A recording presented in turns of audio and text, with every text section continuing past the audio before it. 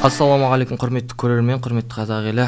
Бүгін Алла қаласа сіздермен осы қоғамнан ішіндегі діни өзекті, соның ішінде діндар жастардың арасында өзекті болған тақырыптар аясында сөз қозғаймыз. Осы тақырыптарды бізге ашықтап, анықтап беретін біздің алғашқы қонағымыз елімізге белгілі ұстаз, ислам ғылымы бойынша алғашқы PhD доктор Қайрат Құрманбаев ұстазымыз. Және де екінші ұстазымыз осы Мақсұт Нәрікбаев университетінің ислам және қазақ құқығы орталығының директоры Асқар Сабдин ұстазымыз. Ұстаздар, қош келдіңіздер. Алла тағала сапарларыңызды берекелі әлі сәтті қылсын.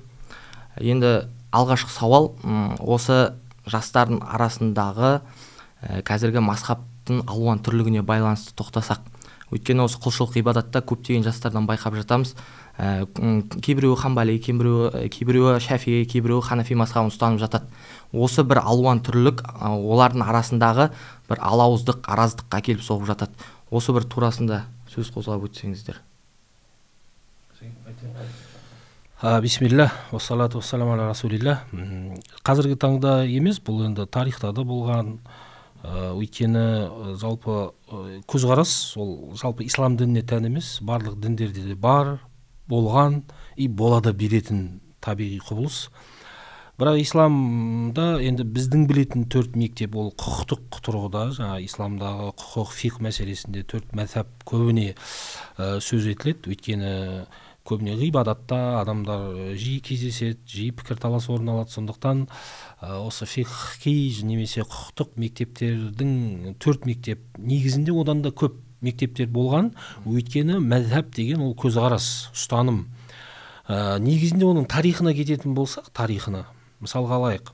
Жалпы тарихи деректерде сахабалардың заманында сахабалардың санына қатысты нақты дерек жоқ. Бірақ кейбір тарихи деректерге жүгінетін болсақ, орта есеппен 100 мыңға жуық сахаба болған. 100 мыңға. Имам Шафилер 60 мың дейді, Али ибн ал-Мадинилер, кейбір зерттеушілер 100 мыңнан сәл асады деген. Сол сен шамамен 100 мыңға жуық сахаба болды делік. Яғни ең соңғы сахаба хижраның 110-шы жылы дүниеден өтсе, демек сонау пайғамбар заманынан 110 жылға дейінгі сахабалар саны 100 мыңға жуық. Енді қараңыздар, хадис ілімінде жалпы риуаятпен айналысқан сахабаның саны 3 мыңның айналасында. Қараңыз, 100 мыңға жуық сахабаның 3-ақ мыңы хадис риуаят еткен. Сол секілді Ибн Қаййим әл-Жаузия секілді ғалымдар айтады, 130-ға жуық сахаба пәтуа берген. Жалпы сахаба, 100 мыңға жуық сахабаның ішінде 130-ға жуық сахаба ғана пәтуа берген. Қалғандары пәтуа бермеген. Олар пәтуа берген сахабалардың көзқарасын ұстанған. Мен білімдікке салынған жоқ олар. Яғни оның ішінде 7 сахаба, мысалға муксирун дейді, көп пәтуа берумен мәшһүр. Мысалға Умар ибн ал-Хаттаб, Али ибн Аби Талиб, мысалға Айша радиаллаху анха, мысалға Абдулла ибн Мас'уд, сол секілді Зайд бин Сәбит, секілді сахабалар көп пәтуамен танылған.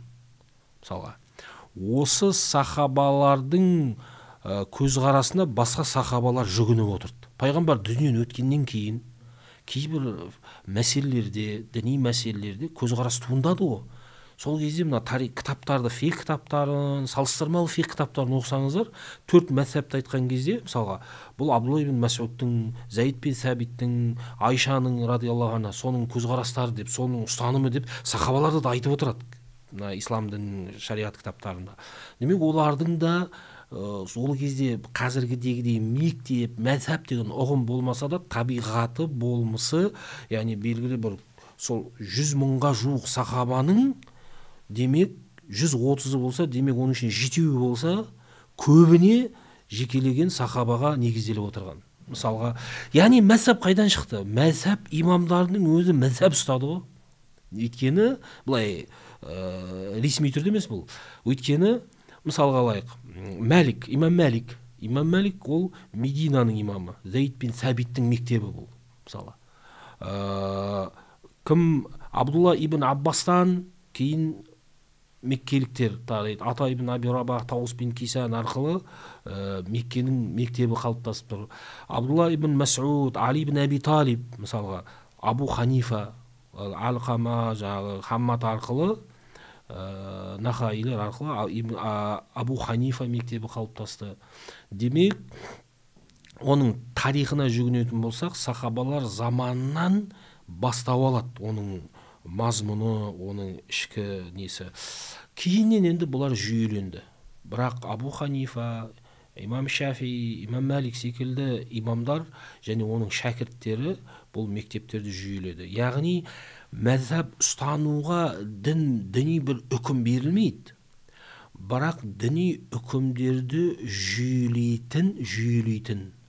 Өйткені көбісі ойлайды, дін деген Аллаху акбар, ассаламу алейкумның арасы дін деп. Негізінде миллиондаған көзқарастар бар. Мысалға алайық. Сен басқа бір көзқарас кім бар? 4 мәзһабтан басқа, мысалға Альбани ма, әлде Ибн Баз. Сен мысалға сауда саттықтың кейбір мәселелерінде, мына қылмыс пен жазаның кейбір мәселелерінде бұлар таппайсың. Кейбір нәзік мәселелерде жоқ олар. Ал 4 имам неге? Бұл исламдық, мұсылмандық құқықтың барлық мәселесінде осы мектептердің ұстанымын, көзқарасын жүйелі түрде сақталып қалғандығын көреміз. Яғни ол бірінші, екіншіден енді біздің қоғамға қарай етейік. Мысалға алайық. Жақсы, 4 мәзһаб ұстанба. Сонда не ұстанасың? Мысалға алайық. Бірінші, Ханафиді ұстанбасаң, сен Малики, не Шафи, не Хамбали. Қазақ қоғамында Малики немесе Ханбали, тіпті Шафи мектебінің ғалымдары жоқ. Солай ғой, жоқ. Ғалымдары да жоқ. Және оның кітаптары да жоқ бізде. Оның дәстүрі де жоқ, оның тіпті қазақша айтпаймын, арабша кітабын тауып берші маған, жүйелі Шафи, Малики. Малики мәзһабын сен білмейсің. Мысалға, дәреттің парыздарына келгенде Малики мәзһабында 7 парызы бар. Мысалға, Ханафиде 4-ақ парыз. Мысалға, сен қазір 7 парызын айтып тұрғанның өзінде қайсысы екендігін білмейсің, сен қалай жүресің ол мәзһабпен? Сен жүре алмайсың. Яғни саналы түрде сен қазір ол мәзһаптар ұстана алмайсың. Ханафи мәзһабының өзі ғасырлар бойы бізде дәстүрімізге, діни тәжірибемізге сіңіп қалған мектеп болса да, оның өзінде де бізде әлі оның бүкіл көзқарас толық аударылған жоқ, толық жеткен жоқ. Енді бірінші кезекте ғибадат, ол енді бізде бар. Көбіне біздің күнделікті жолығатын мәселе болғандықтан. Жалпы солай. Мен қосып кетейін. Жалпы сіз алуан пікірлік және бірлік мәселесін қозғап жатсыз ғой. Біріншіден, жалпы мына солтүстік Африка ғалымдары және кейбір Пакистан ғалымдары діни білімді 4 категорияға немесе 3 категорияға бөледі. Бірінші категория ма'лум минад-дин бид-дарура деп аталады. Бұл діннің аксиомалары. Бұл жерде талас тартыс жоқ. Құдайдың бірлігі, ақиреттің бар болатыны, періштелерге иман, пайғамбарлардың болуы, Иса, Муса, Ибрахимдердің. Бұлар ма'лум минад-дин бид-дарура деп аталады. Бұл жерде ешқандай талас жоқ. Екінші мәселе ол муджмаун алейх, бүкіл үмметтің келісілген мәселесі. Бұл жерде де алуан пікірлік жоқ. Намаздың парыздығы, ішімдіктің харамдығы, шошқа етінің харамдығы секілді нәрселерде. Қатаи наспен кесімді нақты діни мәтіндермен бекітілген. Ал енді үшінші мәселеде. Үшінші мәселе бұл риуаят, мазхаб мәселесі. Бұл жерде алуан пікірлік бар. Бұған Құранда, хадисте мүмкіндік берген. Төртіншісі бұл иштихад мәселесі. Иштихад мәселесінде, яғни муштахидтердің, ғалымдардың берген жеке иштихадтарына қатысты да алуан пікірлік бар. Мына екеуде жоқ, екеуде алуан пікірлік бар. Енді бізде 2 дискурс бар. Бәрін қатайтып, бәрін, мына 4 категорияның бәрін аксиома деңгейіне шығарғысы келетін адамдар бар. Керісінше кейбір модернист реформисттер бар. Мынау ма'лум минад-дин аксиома болған нәрселерді төменге түсіріп, оларды заманның талабына сай былай қиып модернизация жасағысы келетін адамдар бар. Негізінде мәселе осы 2 ортада. Алуан пікірлік Құранда бар. Құранның өзі білесіз, пайғамбарымыз саллаллаху алейхи ва саллям айтқан: "Инна хазал Qur'ана унзила аля саб'ати ахруфин фақрау ма таяссара мин." Бұл Құранның өзі 7 әріппен түскен. қайсы сізге жеңіл болса соны оқыңыздар дейді. Бұл бірінші алуан пікірлік. Қазір біз соның бір тәпсір, енді бір тәпсір деп айтуға болады, себебі кейбір ғалымдар Хазірет Осман радиаллаху анхтан кейін бірақ әріп қалды дейді. Бірақ оқылудың бір түрі ғана қалды деген ижма да бар деп айтатын ғалымдар бар. Демек ол жерде алуан пікірлік болды да, алуан пікірліктің алды жабылды. Неге алды жабылды? Себебі мұсылмандардың арасында, Ирак пен Шам қарилерінің арасында талас тартыс көбейіп кетті. Мына жақта Абдулла ибн Масуд шәкірттері, мына жақта Убай ибн Кааптың шәкірттері, қари, құра шәкірттері бір-бірімен таласқасын, Хазіреті Осман радиаллаху анху алуан пікірліктің алдын алды да, анау Құрандардың біразын өртеп тастады. Демек алуан пікірлік ол бар зат дінде, бірақ ол фитна, такфир, талас тартыс бүлікке апарған кезде ол алуан пікірліктің алды алынады. Тағы бір мысал біз риуаяттар дедік қой, бұл да табиғи нәрсе. Енді кез келген дұғаны алсаңыз, кез келген намаздағы рүкін нені дұғаны алсаңыз, ол жерде үлкен алуан пікірлік бар. Мынау сана дұғасы немесе ифтитах дұғасы деп айтамыз, оның қанша түрі риуаят етілген. Риуаят. Ол жерде субханак Аллахумма ва бихамдик бар. Ол жерде Аллахумма баид бейни ва бейна хатаяй кама баадта бейна ал-машриқи вал магриби бар. Ол жерде инни ваджахту ваджхия лиллази фатара ас-самавати вал арда ханифа ва ма ана минал мушрикин бар. Ол жерде альхамдулиллахи хамдан кафиран тайибан мубаракан фих бар дегенде. Мына рукуға барамыз. Мысалға субхана раббил азим айтамыз. Бірақ тура сол хадисте келесі хадис Аллахумма лака ракаат ва бика амант ва лака асламт хаша лака ваджхи ва мухи ва азми ва асаби секілді әртүрлі алуан пікірлік бар. Қайда? Риуаятта және мазхабта. Енді мазхабтың бір артықшылығы, мына Құран бар, хадис бар, сахабалардың ижмаы бар, сахабалардың позициясы бар, мазхабы сахаба. Осы дәлелдердің барлығын жүйелендіреді. Бұған енді құқық деп айттыңыз ғой, құқықтық техника деп айтылады. Себебі Құранда бір сөз мысалға 3-4 мағынада болуы мүмкін. Құранда ақимус салатадағы салат сөзі улайка алейхим салавату мир раббихим, Алланың салаваты болады деген салаваттың екінші мағынасы. Салли алейхим инна салатака сакану лахум деген үшінші мағынасы. Осылай кете береді. Тіпті кейбір аяттарда бір сәтте бір сөз екі мағынаны білдіреді.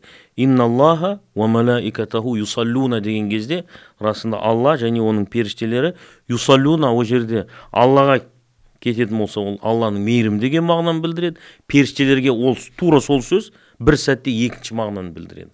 Тура сол секілді осындай нелер болмау үшін, қарама-қайшылықтар болмау үшін, коллизия дейді.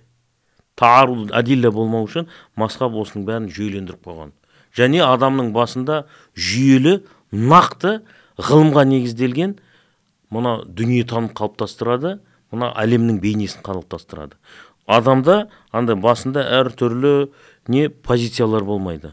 Мазхаб ұстанған адам ол қалай айтайын, ешқандай конфликтсіз өзінің санасында ең әуелі конфликтсіз өмір сүре алады. Екіншіден мазхаб ұстанбайтын адам. Енді мен білем, кейбір бауырларымыз жылына 5-6 рет қыбланың несін ауыстырады, көзқарасын ауыстырады. Бір күн бір нәрсені дәлелдейтін болса, екінші күн тақия міндет екен ғой. Құранда хузу зинатакум инда кулли масжид деп тақияны бір жоққа шығарады, одан кейін міндет қылып жібереді. Ол жерде хузу зинатакум аяты бар деп. Сондықтан бұл жерде мәселе жүйелілікте, алуан пікірлікті дініміз қабылдайды, бірақ ол бүлікке, талас тартысқа болмайтын бағанағыдай көптеген айыптауларға жол беретін болса, ол алуан пікірліктің алды алынады. Бағана айтып кеттім ғой. Құран 7 түрлі оқылуына рұқсат берілген, бірақ екі жақтың қарилері талас тартысқа түскеннен кейін Хазірет Осман радиаллаху анху олардың барлығын бір әріпке түсірген. Көрдіңіз ба? Тура сол секілді көптеген мысалдар бар. Сол үшін фикхта мынандай ереже бар. Әл-маслахатул амма мұқаддиматун аль-маслахатил хасса. Жалпы пайда жеке адамның пайдасынан жоғары тұрады деген. Соны көрдіңіз ба? Мына шетелдік ғалымдармен де араласамыз ғой. Ол кісілер де айтады, егер сіздің еліңізде белгілі бір мазхаб, белгілі бір салт дәстүр болатын болса, соны сіздер сақтауға міндеттісіздер. Ол жерде бүлік шығаруға жол беруге болмайды деп айтады. Сондай пәтуаларды естіп жатамыз енді. Ол ана Бухариде хадис бар ғой, пайғамбар саллаллаху алейхи вассалам Кағбаны бұзып өзгерткісі келеді аля асасил Ибрахим алейхиссалам, яғни Ибрахим пайғамбардың негізінде бұрынғы қалпына келтіргісі келеді. Өйткені пайғамбарлыққа дейін пайғамбарымыз ол кезде әлі пайғамбар болмай тұрып Қағбаны Құрайш тұрғызған кезде бұрынғыдай тұрғыза алмай қалды. Енді кейбір деректерде қаржы тапшылығы болды, яғни халал қаржы. Сөйтіп қазіргі таңда сол күйінде қалып қойды. Мысалы ана Хатим жаңағы сонымен бірге тұру керек, екесік болу керек. Пайғамбар соны қалады, бірақ оның қалауын, яғни қалауы дегеніміз ол мұстахаб, ең аз дегенде. Бірақ пайғамбар ол қалауын жасаған жоқ, себебі Айша анамызға айтты, сенің қауымың деді, Құрайшты айтты, исламға енді келгендігі, жаңа келіп жатты да олар алғашқы кезде. Ал Қағбаны енді бұзып жатса, пайғамбарымыз бұзып жатса, Құрайшқа ол бұрыннан қасиетті ғой Қағба. Мана Мұхаммед Қағбамызды бұзып жатыр біздің деп қоғамда бір проблема, яғни қоғамда алауыздық, түсініспеушілік, конфликт болып қалуы мүмкін. Демек қоғамдағы конфликттің алдын алу үшін пайғамбар саллаллаху алейхи вассалам қалауын тәрк етті. Яғни мұстахаб, анау уәжіп қоғамда тұрақтылық сақтау. Мысалға, әминді іштен сырттан деген кезде негізінде әминді айтпа деп жатқан жоқ бұл жерде. Айтылсын, айта бер оны, бірақ іштен айт. Мүлдем айтпа деп жатқан жоқ қой. Анау да сүннет, мынау да екі көзқарас жасай. Біріншіден, неге проблема? Өйткені дінді енді үйренген бір сырттан келген мал бағатын адам келеді, көше сыпыратын адам дінді, немесе біреу жаңа дінді үйреніп түсінбей, біреу айқайлап тұр, іштен оларға бұл мәселе күрделі болып кетеді уже. Түсініспеушілік болады. Содан кейін қол көтереді бір-біріне кейбіреулер. Өйткені әртүрлі психологиялық жағдайда адамдар бар. Яғни бұл осындай мәселе бар. Сосын мына енді реально бізге қарап отырсақ, біз ислам әлемі қай ғасырларда шарықтау шегіне жетті? Ғылымда, білімде, орта ғасыр, солай ма? Орта ғасыр. 5 пен 15-тің арасы орта ғасыр дейтін болсақ, кешегі мына 15-16 Ренессансқа дейін ислам әлемі ғылым жасады, әлемдік деңгейде. Кейін енді құлдырау кезеңі. Тап қазір біз ислам ілімдерінде шарықтау шегіне жетіп тұрық па, әлде құлдырап тұрық па? Тап қазір.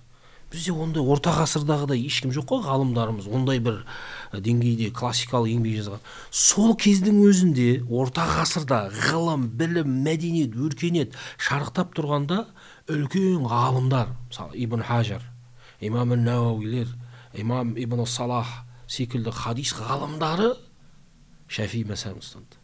Мысалы оның алдында имам Тахауилердің Ханафи мазхабын ұстады, имам Қуртубилердің Малики мазхабын ұстады. Ибн Абдул Бар дейтін өтті үлкен ғалым өткен 5-ші ғасырда Малики мазхабын ұстады. Мысалы Қуртуби қаншама үлкен том-том еңбек жазды, тафсир. Мысалға Малики мазхабын негізінде өзінің бізде деп айтады. Біздің мазхабта дейді. Мысалға олар өте үлкен мүйізі қарағайдай ғалымдар мазхаб ұстап тұрған кезде, сол заманда. Енді қазір ғылым ол салыстырмалы түрде ғылым жоқ, құлдырап тұр.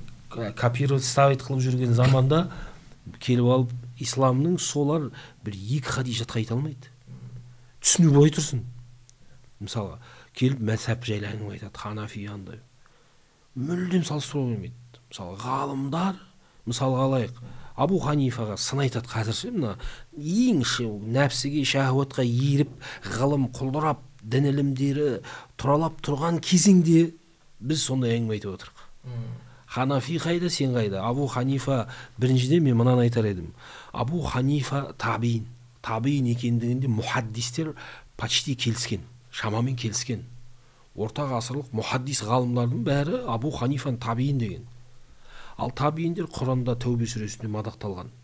Алла Тағала сахабалар айтқан: "Валлазина табаухум биихсанин, радияллаху анху ва раду ан" дейді. Ал сахабаларға туралықта ергендерден Алла разы болды, олар да Алладан разы болды дейтін аят бар. Табииндер олар. Абу Ханифа табиин екендігінде енді мынадайда табиин кім деген? Ат-таби хуа Мән сахиба сахабиян ау лақияху.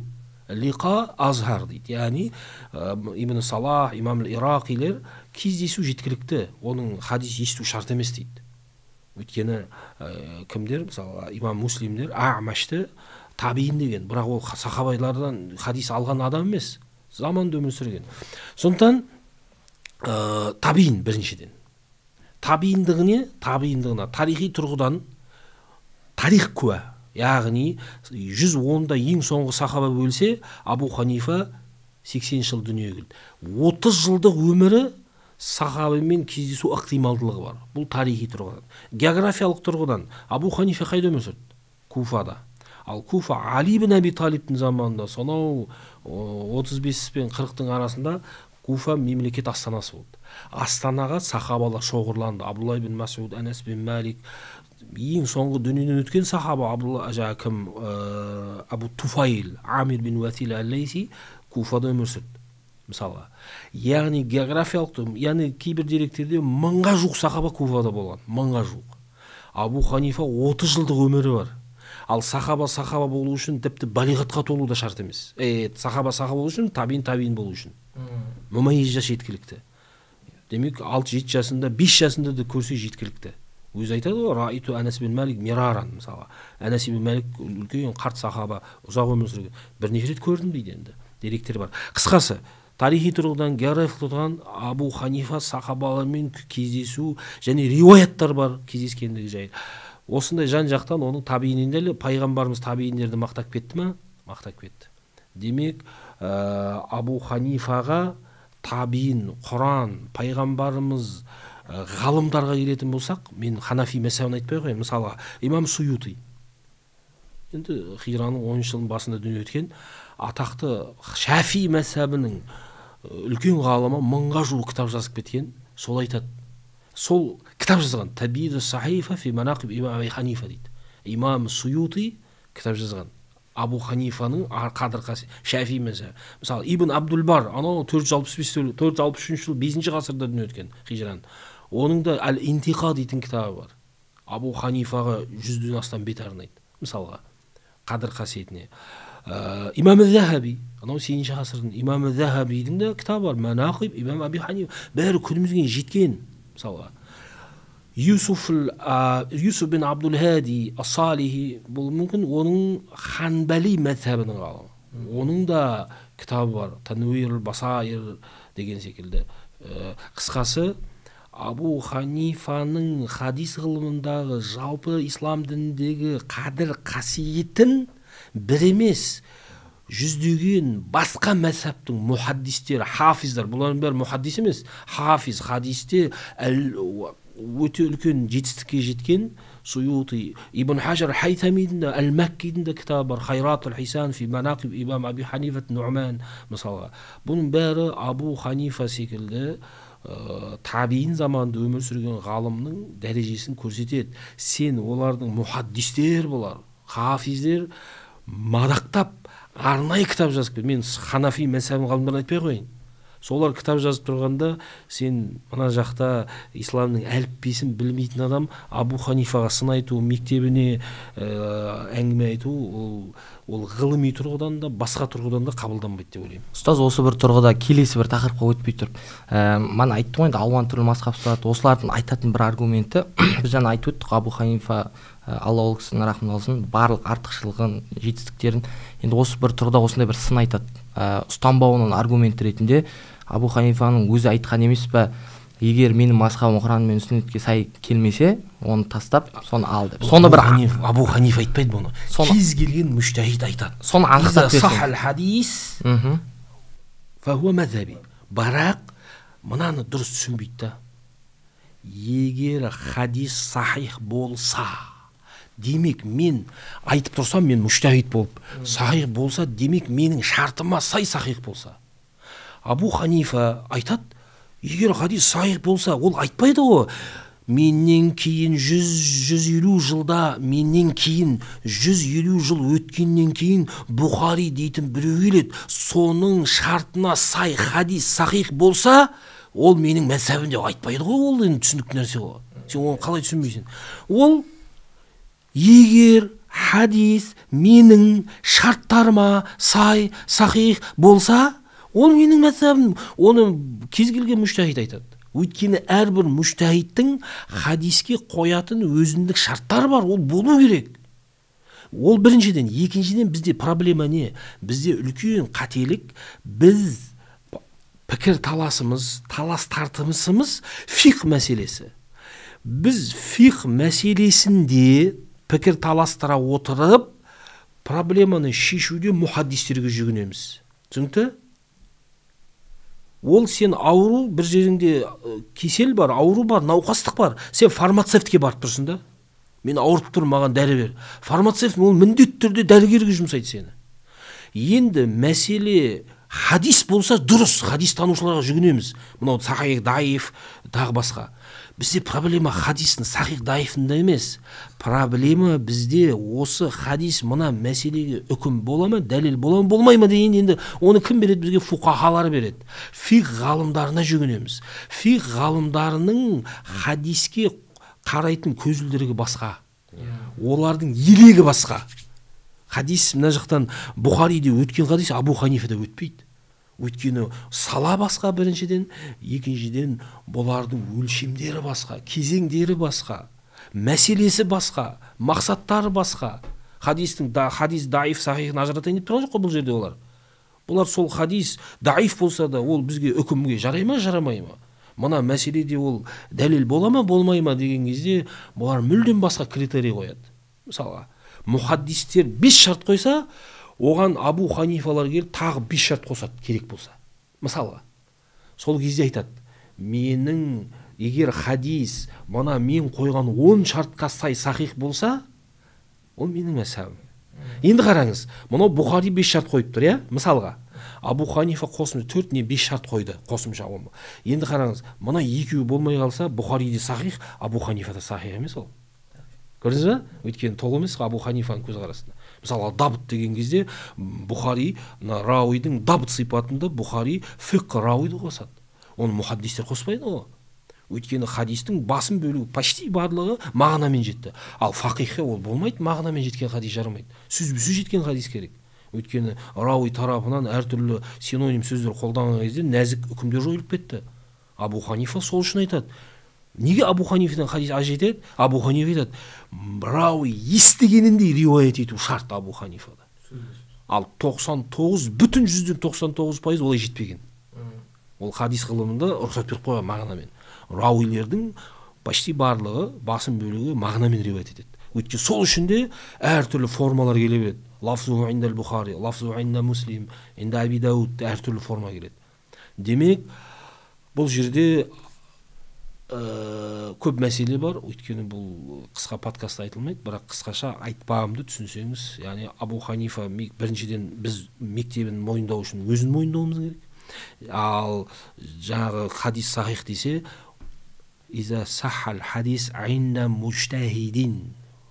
Сол сөз, ол араб тілінде немесе кейбір сөз бәрін айта беру шарт емес қой. Пайғамбарымыз айтады, егер кімде-кім жерді тірілсе, ол соныкі дейді. Бір жерді бардыңда сен хадисте солай барды, пайғамбардың хадисіне салсақ, кез келген жерді сен барып үй салып тастасаң, егін егіп тастаса, ол сенікі дейді. Солай ма не? Олай емес қой. Демек, қазіргі заман оған қосады. Сол жердің басшылығының, әкімінің, билеушінің рұқсатымен. Хадисте, мәтінде, егер кім жерді тірілтсе, оған егін ексе, үй салса, ол жер оныкі дейді. Демек, қазіргі жағдай түсіндіреді, сол жерді барып, сол жергілікті жердің басшының рұқсатымен тірілсе, демек, хадис сахих болса, бірақ мүжтәһидтің шартына сай сахих болса, ол оның мазхабы. Түсінікті нәрсе. Алла разы болсын ұстаз. Мен қосып кетейін бір нәрсені. Мынандай бір мәселе бар да, көп бауырларымыз мынандай бір сұрақ сұрайды. Пайғамбарымыз Ханафи мазхабын ұстанған ба, Шафиғи мазхабын ұстанған ба, Малики мазхабын ұстанған ба дегенде осындай абсурд сұрақ сұрар. Жалпы ислам білімдерінде барлық салаларында даму болды. Күн өткен сайын білімдер теорияға айналды. Мысалға, пайғамбарым қазіргі айтсақ, енді Құранды қалай оқып жатсың сен? Құранды міндетті түрде мутаватир болған қирағатпен оқуға мәжбүрсің. Ол жерде мазхаб бар. Ол жерде Асимның қирағаты бар. Ол жерде Нафи'дің қирағаты бар. Ол жерде Хамзаның қирағаты бар. Бұлардың барлығы, енді мынандай сұрақ сұрайсың ба? Пайғамбарымыз Асимның риуаятымен Құран оқыды ма, оқымады ма? Деген сұрақ қандай абсурд болса, тура солай. Кез келген терминология, кез келген ғылыми аппарат, ол кейіннен ғалымдар тарапынан теорияға айналған. Мысалға, хадистерді айтылып кетті, хадистерде сахих, даиф, хасан, мурсал, мутаватир, машкур, әр түрлі категориялар бар. Бұл терминологияны көп бауырларымыз қолданады, бірақ бұл терминнің біреуі не пайғамбар заманында болмаған, не сахаба заманында болмаған. Сосын Азеке, бұның бәрі иштихади ғой. Иштихади? Сахих ол Бұхаридың иштихады, Муслимнің иштихады, Ибн Хиббанның иштихады. Солай ғой, бәрі иштихад. Демек, кейіннен пайда болған. Мысалы, фикхта батыл, фасид, немесе сахих секілді осындай мунақид секілді терминдер бар. Күші бар, күші жоқ, жарамды, жарамсыз, мәния, кедергі, илля, анау ұқсастықтың белгісі секілді осындай көптеген терминология бар. Бұл терминологияның барлығы, анау сахаба былай тұрсын, табииндер былай тұрсын, кейін пайда болған терминология, көрдіңіз ба? Енді пайғамбарымыз илля деген сөзді қолданды ма? Пайғамбарымыз мәния деген сөзді қолданды ма? Пайғамбарымыз азима немесе рухса деген фикхтағы терминдерді қолданды. Немесе ана усул фикха кірсең, әрбір лафыздың ләбіс, дейміз ғой, лебіз. Оның іште жалпысы бар, жалқысы бар. Мұтлағы бар, мұқайяды бар, далалатуннас, ибаратуннас секілді көптеген түрлері бар. Осылардың біреуі де қолданылмады.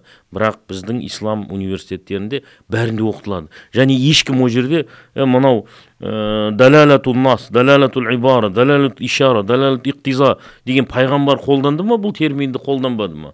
Немесе сахих деген сөзді қолданды ма, қолданбады ма? Хасан деген бұл жүйе, бұл ғылыми жүйе. Адамдар дінді жеңілірек түсінсін деп, ғұламалар осында үлкен еңбек жасаған. Енді қирағатта сен масхаб қабылдайсың. Асыммен оқисың, Асымның ішінде Хафздың риуаятымен оқисың, немесе басқа бір риуаятпен оқисың, немесе Нафи'бен оқисың, немесе Қалун бар, Орысшы бар дегендей. Осылардың бәрін қабылдайсың да, фикхқа келгенде жоққа шығарасың. Немесе хадистануда келесің да, Бұхари дейсің, Муслим дейсің, ол кісілер бірінші.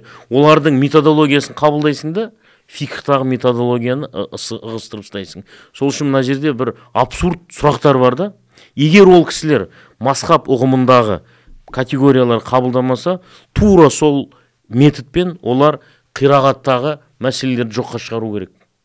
Мутаватир қирағаттар. Ол жерде табииндердің, атбау табииндердің несі бар? Ұстанымдары бар.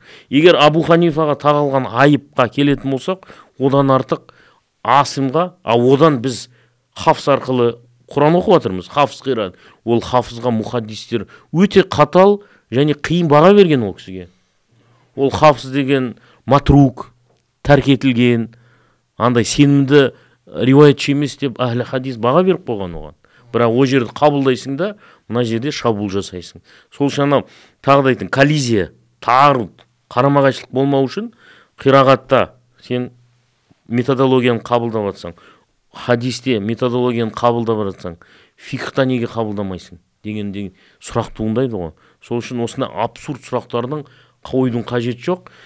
Пайғамбарымыз имам Абу Ханифаның имам пайғамбарымызға дейін тізбегі бар. Қалай Бұхариде тізбек болса, тура солай бағана Қайрат ұстаз айтып кетті. Ибрахим Хаммад ибн Аби Сулейман, Ибрахим Нахаи, Асват Ал-Қамалар, Абдулла ибн Масуд және Али ибн Аби Талиб арқылы тікелей несі бар? Тізбегі бар. Тізбектен ол методологияны алады. Сол методологияға бағанағы дәлелдердің ішіне қат'ию субут, заннию субут, қат'ию далала, заннию далала дегендердің бәрін сараптайды да бір әдемі жүйе жасап береді. Бұл кім үшін бірінші жасалған? Бір авам, қарапайым халық үшін жасалған бір үлкен жеңілдік, бұл бір жүйелілік. Көрдіңіз ба? Ал енді муштахид біреу болса, пожалуйста, ол бағанағы хадиске ере алады. Бағанағы сөзге кешірім сұраймын. Пайғамбарымыздың иза саххал хадис фахуа мазхаби. Ал түк білмейді. Не Құран оқуын білмейді, не хадис білмейді, не фикх білмейді, не бағана қирағаттың түрлерін білмейді, не хадис танудың бір тармағын білмейтін адамға келіп алып, осындай пайғамбарымыз ханафи болған ба, шафи болған ба деген абсурд сұрақтарды қою, бұл өте үлкен қателік. Кезінде бір ғалым айтқан ғой, сен мысалы бір студент сұрақ сұраған ғой, студентке айтқан ғой, сен кафедрада оқисың ба, университетте оқисың ба? Енді кафедра университеттің бір бөлігі ғой. Тура сол секілді сен мазхабпен жүресің бе, немесе сүннетпен жүресің бе деген сұрақ та осындай абсурд сұрақ. Себебі мазхаб сол сүннеттің бір түрі. Көрдіңіз ба? Алла разы болсын сөздер. Енді осы қоғамда құлшылық ғибадатқа байланысты өзекті мәселелердің бірі осы. Бірақ та енді қоғамның дамуында мәселе болып жүрген тақырыптардың бірі осы діндарлардың, оның ішінде жастардың еңбекке, кәсіпке, мал табуға дейтін бір немқұрайлы көзқарастары болып табылады. Екінші бір мәселелердің бірі осыған қатысты сіздердің ойларыңыз, бұл қандай бір дүниеге алып келуі мүмкін, немесе бұдан қалай құтыламыз деген сияқты дүниелерді айтсаңыздар. Енді қазіргі кезде мысалы жастарда мындай бір түсінік бар, жеңілдің үстімен ауырдың астымен. Жалпы қоғамда проблема, бізде жастар көп еңбекке, мына кәсіпке, таза адал қолымен жұмыс істеуге көбісі құмар емес, көбісі мына әлеуметтік желілерде оңай ақша, жеңіл ақша, жаңағы ұтып алу соған бейімделіп кеткендігі бар, жасырын емес. Енді ол былай, негізі ислам айтпаса да адам өзінің өмірінде әрекет жасау керек. Өйткені тіршілік жасау керек. Өмірдің заңдылықтары соған итермелейді. Біріншіден, ал дін екі бастан, ол дін міндетті түрде бізде кәсіп етуге, мысалы пайғамбарлардың өзі барлығы әрекет етті, жұмыс жасады. Ол мен пайғамбармын деп жатқан жоқ қой. Өйткені Сахи Муслимде келеді, Закария алейхиссаламның ұста болғандығы, Дауд алейхиссалам Құранда келеді, әллән әл-хадид, яғни темір ұстасы болғандығы, пайғамбарымыз сөз бар, барлық пайғамбарлар қой бақты деген. Сонда сізші деген кезде пайғамбарымыз күнту арааха аля қарариту ли ахлил Мәкка дейді.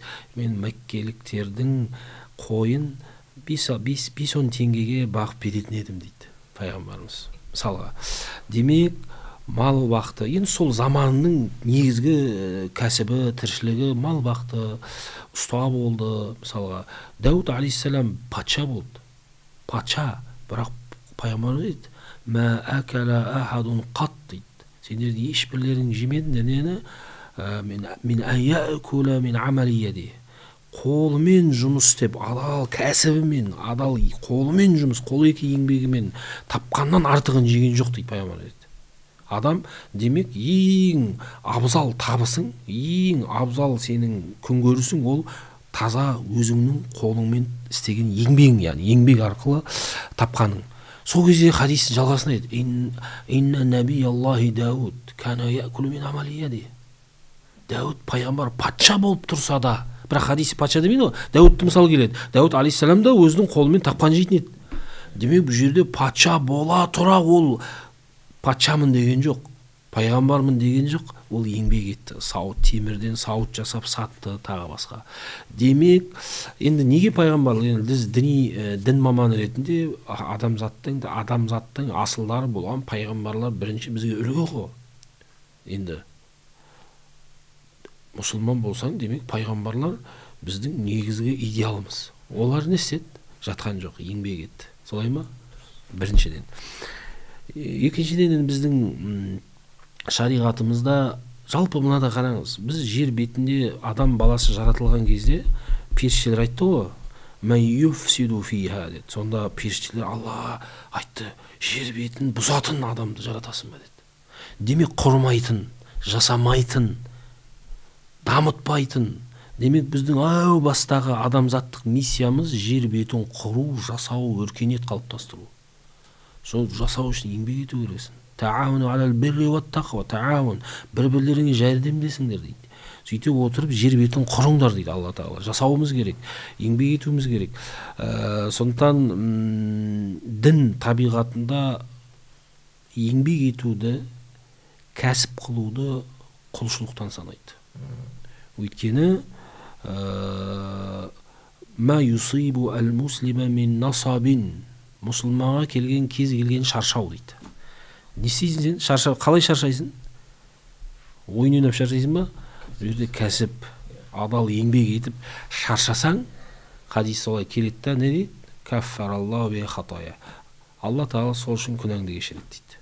Немесе кім шаршап ұйықтайтын болса, ұйықтаған кезде күнәларын кешіреді дейді пайғамбар саллаллаху алейхи вассалам. Бұның барлығының астарында не жатыр? Еңбек ет.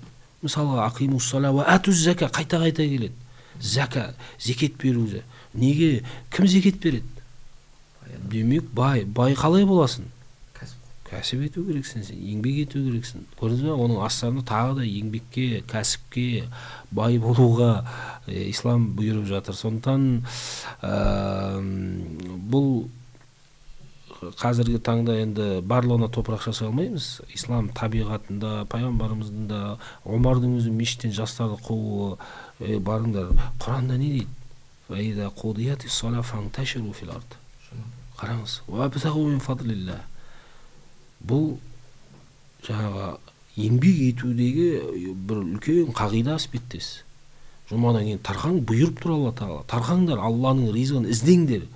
Сауда жасайсың ба, жер қазасың ба, адал еңбек ету арқылы сен ризығыңды тап дейді. Түсінікті? Соның үшін бұндай діни мәтіндер көп. Жалпы діни тұрғыдан айтатын болсақ, ислам бұған өте қатты қарайды. Тіпті отбасыңа, ағайын туысыңа берген садақа еселенеді, мысалға, жақындарыңа берген. Неге? Өйткені садақа бересің, сосын ағайын туысты қарым-қатынас құрасың. Көрдіңіз ба? Басқаға бергеннен. Ал садақа қалай бересің? Сен еңбек ету керексің, адал кәсіп ету керексің. Солайша сен өз отбасыңды және ағайын туысыңды, қоғамдағы әлсіз топтарды қамтамасыз етесің. Сондықтан бұл міндетті болады. Адам өзі топырақтан жаратылды, топыраққа жақын жүру керек өзі. Жер жырту керек, егін егу керек. Сол еңбек ету керек. Еңбек ол біздің қазақта да бар. Еңбек етпей сен адам деген болмысыңды сақтап қала алмайсың. Адам еңбегімен адам болады. Еңбек етсең ерінбей, тояды қарын тіленбей. Исламда жалпы әл-амалу салих деген концепция бар. Енді әл-амалу салих Құранда Алла Тағала айтады: "Ман амила салихан мин закарин ау унса фаланухияннаху хаятан таййиба." Ер немесе әйел кісіден кім салихалы, жақсы, пайдалы амал жасайтын болса, оған біз өте жақсы өмірді нәсіп етеміз дейді.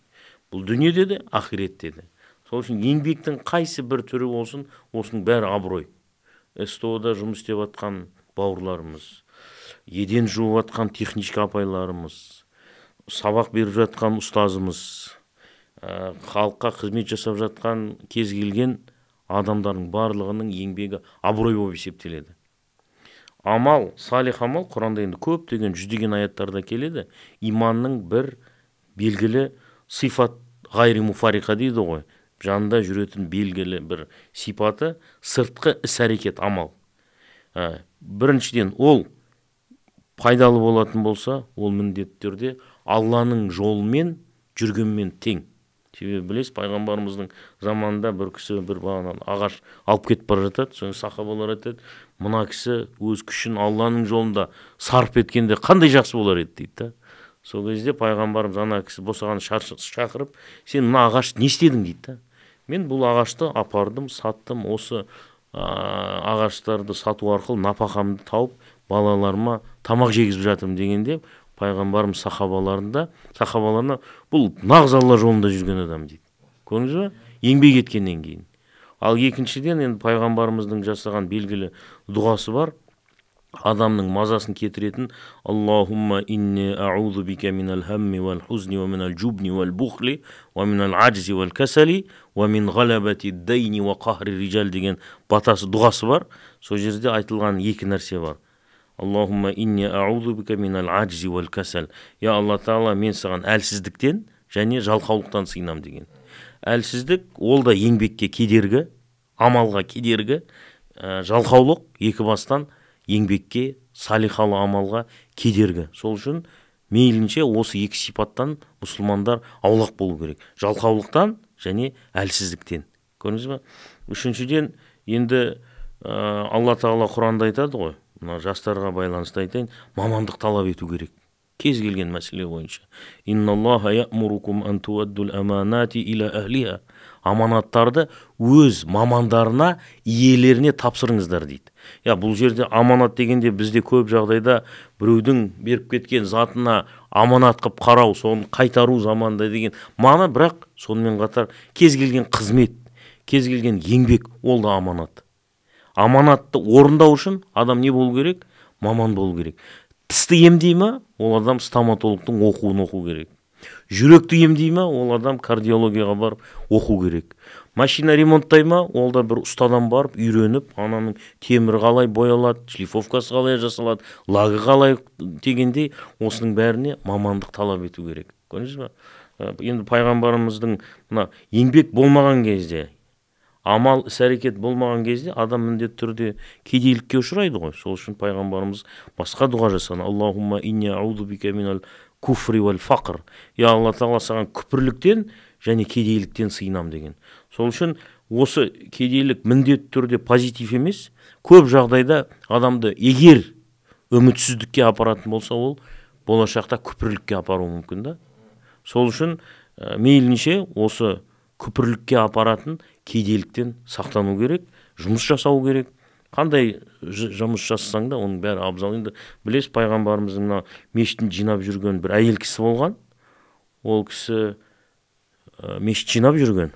Ол кісі қайтыс болғаннан кейін сахабалар ол кісінің жаназасын, бүкіл жорғаларын жасап жерлеген. Бірақ пайғамбар ана кісіні көрмей жатырмын деген кезде сахабалар айтқан, ол кісі қайтыс болды, біз оны жерледік деп. Сол кезде пайғамбарымыз саллаллаху алейхи ва саллям барып, сол кісінің адал, таза, ықылас, қандай қазіргі тілмен айтатын болсақ, техничка ғой. Енді айлығы көп емес, әлеуметтік статус жоғары емес адамда. Бірақ сонда адал, ықыласты, мешітке деген қызметі жасаған адал еңбегінің арқасында пайғамбарымыз саллаллаху алейхи ва саллям барып, сол кісінің қабірінде қайтадан жаназа оқыды. Көрдіңіз ба? Ашуланған ғой. Маған неге айтпадыңдар? Неге айтпадыңдар? Көрдіңіз ба? Неге? Себебі ана кісі адал және сондай бір ықыласпен жасаған ғой өз еңбегін. Көрдіңіз ба? Сол үшін кез келген еңбектің барлығы абырой, барлығы сауап. Бала шағасына напақа берем дей ма, жоқ байып зекет берем дей ма, напақа берем ба, жетім жесірге көмектесем десе де, осының барлығы не? Абырой. Ұстаз, енді осы мысалы айтып отыр қоманадан бері жалқаулық, немқұрайлық деп, енді осының басты себептерінің бір себебін ғана айтайықшы. Дерттерінің бірі завышенная самооценка дейді ғой. Өз-өзін жоғары бағалау жастардың бойында көп байқалады. Ол жаңағы псевдокоучтардың, менторлардың енді үйреткен дүниесі ғой. Осы бір дерттен қалай құтылады жастар? Сол бір турасында айтсаңыздар. Енді қазір қоғамда өзі дерт көбейіп кетті. Дерттер көп. Бәрі дерт. Енді самооценка бар шығар, өйткені жалаң, қасаң, коучтардың ақыл кеңестеріне бой алдырады. Енді кейбір адамдар бәрі деп айта алмаймыз. Біріншіден адам өзіне қарау керек қой. Адам өз-өзін, сен өзіңді өзгеден қарағанда өзіңді жақсы білесің. Не нәрсеге лайықсың, қолынан келеді, қолынан келмейді. Сол үшін қазіргі жастарға бірінші дұрыс өзіңе баға бере білу үшін бірінші білім алу керексің. Кез келген белгілі бір саланың маманы болу керексің. Өйткені сенің дипломың да мәселені шешпейді негізі. Сенің сол салада мамандануың. Мысалы, мен қазір бір салада, мысалы, кәсіпте тағы жүрген кезде, менің кәсібімді жүргізетін маман керек маған, дипломы бар адам емес. Немесе өзіне жаңа айтқандай жоғары баға беріп келген, бірақ қолынан ештеңе келетін маман керек емес. Де-факто негізінде кез келген жерге сол саланы жүргізе алмасаң, сені ешкім ұстамайды бәрібір. Ол уақытша нәрсе. Жаңа өзіңді бағалап келдің, бірақ іс жүзінде көрсете алмасаң, лима тақулуна ма ла тафалун, яғни неге айтасыңдар өздерің істемеген нәрсені, істей алмайтын нәрсені? Демек бұл біріншіден өтірік айтып тұр, жалған сөйлеп тұр, ол болмайды. Яғни бірақ кейде енді жалғандықпен де айтып, кейбір адамдар солай ойлауы мүмкін өз деңгейінде. Мен осы саланы білем, бүйтем, бірақ менің өлшемімде ол білмейтін болып жатса, ол кезде ол жаққа бара алмайды. Сол үшін адам қоғамда білім алып, өзін сол қоғамда тәжірибеден өту керек. Тәжірибе деген өте маңызды. Жастарға бірден бір мекемені басқарып кете алмайсың. Саған бір салада сол жас маман болып тәжірибе жинақтау керексің міндетті түрде. Осы жағын білім алу керек, тәжірибе қажет. Сосын әркім өз-өзіне баға бергенде өзіне емес, сырт көз. Неге біз характеристика сырттан аламыз басқа жақтардан? Сырт қандай баға береді, сомен өлшеу керек. Оны өзі объективті болмауы мүмкін. Қатты жақсы көретін адам өзіне дұрыс баға бермейді. Сол үшін бізде кез келген бір оқуға барып жатса да, жұмысқа барып жатса, сырттың бірнеше адамның жаңағы мінездемесі керек қой. Бұл қандай, бұл қандай. Яғни сырт қалай бағады, сол сырт көзбен қарау керек шығар деп ойлаймын. Жалпы. Мен бір нәрсені қосып кетейін. Жалпы исламда пайғамбарымыз саллаллаху алейхи уассаламның Меккеден Мәдинаға көшуі хижра деп аталады. Мұсылмандардың жыл басы да хижра, жыл санауы да сол хижрадан басталады. Сол хижрада пайғамбарымыз саллаллаху алейхи уассалам вахимен хижра болды, бірақ анау жолдың дәлелі ретінде, жолды көрсететін адам ретінде мұсылман емес, бірақ сол істің майталманы Абдулла ибн Урайқит деген кісіні жалдайды. Мұсылман емес, мушрик ол кісі, бірақ маман да, сол істің маманы. Аман есен Мәдинаға жеткізіп берем деді да. Біріншіден адал болды. 2 күн біліп тұрса да, ол пайғамбарымыз және Абу Бәкірдің тұрған жерін білдірген жоқ ешкімге. Келісімге берік болды ма? 2, ол кісі өз ісінің маманы болды. Мұсылман болған жоқ, бірақ осындай хижра секілді қасиетті ұғымға себепші болды. Және расында да пайғамбарымыз бен Хазіреті Абу Бәкірді аман есен Меккеден Мәдинаға алып келді. Бұл бірінші мәселе.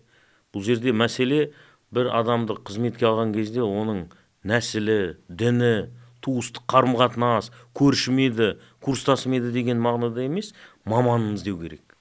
Ол маман Абдулла ибн Урайқит па? Не пайғамбарымыз соны жалдаған. Мұсылман емес ол. Екінші мәселе, пайғамбарымыздың өте жақсы көретін сахабасы, тақуа, өте тақуа. Абу Зар деген сахаба болған. Бұл кісі келіп пайғамбарымыздың қызмет сұраған. Соң пайғамбарымыз айтқан: "Я Аба Зар, иннака ла даифун, ва иннаха ла амана, ва иннаха яумал қиямати хизю ва надама" деген ғой. Ей Абу Зар, сен мынау сұрап жатқан қызметіңе сен лайық емессің, сен әлсізсің.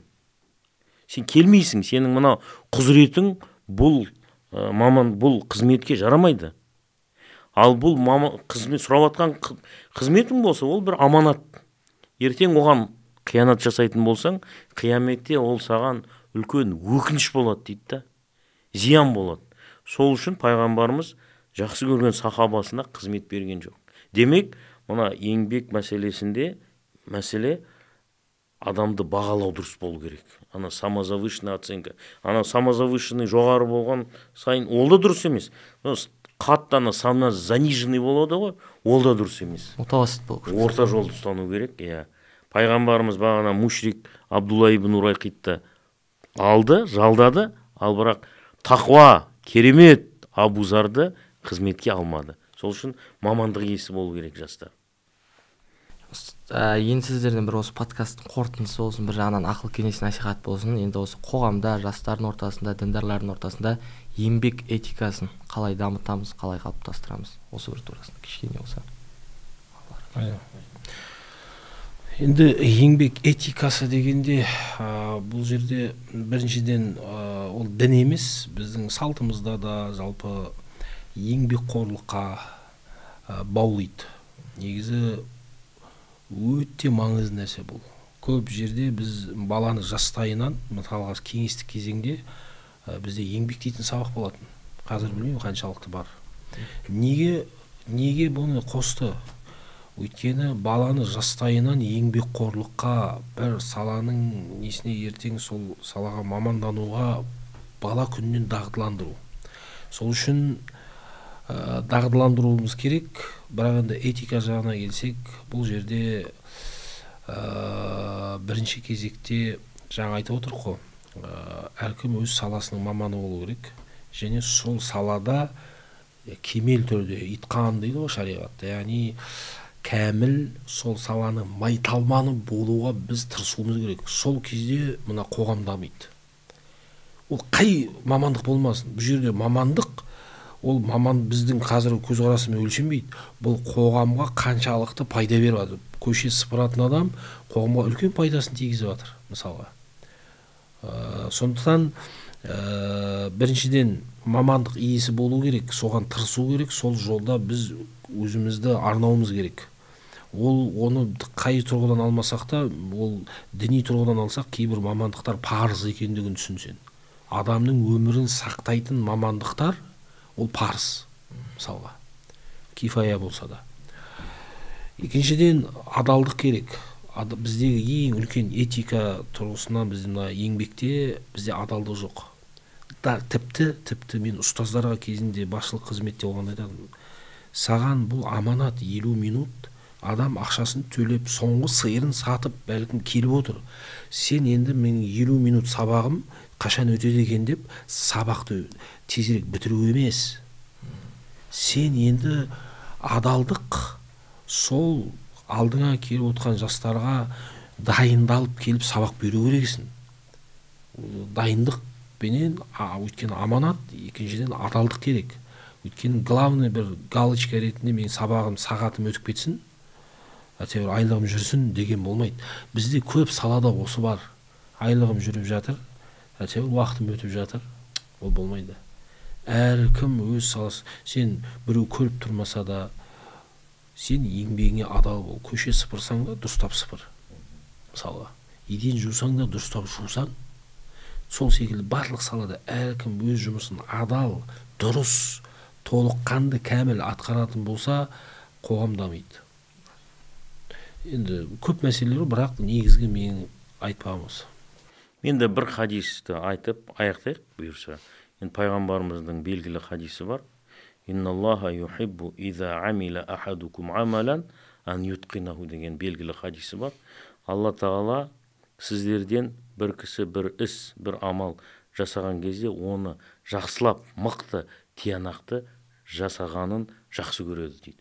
Сол үшін кез келген мәселеде айтылып кетті ғой. Жер сыпырасың ба, құрылысшысың ба, сантехниксің ба, электрисің ба, СТО-да жұмыс жасасың ба, сол жұмысты ең мықты, ең әдемі, ең тиянақты түрде жасауға баршамыз тырысу керекпіз. Ұстазсың ба, сабағыңды дұрыс беру керексің. Тәрбиешісің ба, тәрбиемен дұрыс айналысу керексің. Кез келген қызмет, басшысың ба, бухгалтерсің ба дегендей осы қызметтердің барлығын аманат деп қабылдап, сол аманатқа қиянат жасамасақ дұрыс болады деп есептеймін. Алла разы болсын, құрметті ұстаздар. Алла тағала ғұмырларыңызға береке берсін, абыройларыңызды арттыра берсін. Ал бізге естіп білгенімізге амал етуді нәсіп етсін. Ассаламу алейкум ва рахматуллахи ва баракатух.